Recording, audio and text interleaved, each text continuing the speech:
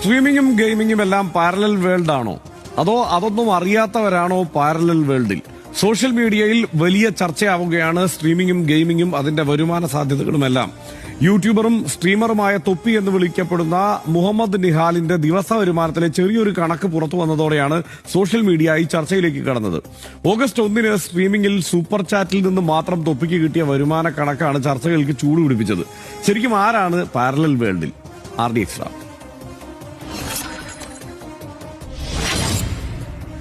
August 3 സ്ട്രീമിംഗിൽ live ചാറ്റിൽ നിന്ന് മാത്രം തൊപ്പി എന്ന സ്ട്രീമർ നേടിയത് 78,000 രൂപ. ഡൊണേഷനുകളും മറ്റു മാർഗങ്ങളിലൂടെയുള്ള വരുമാനങ്ങളും വേറെ. തൊപ്പിയുടെ സൂപ്പർ ചാറ്റ് വരുമാനക്കണക്ക് കണ്ട് അന്തം വിട്ടിരിക്കുകയാണ് സോഷ്യൽ മീഡിയ. സ്ട്രീമിംഗും ഗെയിമിംഗുമെല്ലാം ചർച്ചകളിൽ നിറയുന്നു.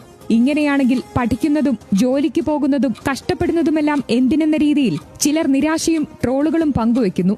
തൊപ്പിയുടെയും കൂട്ടരുടെയും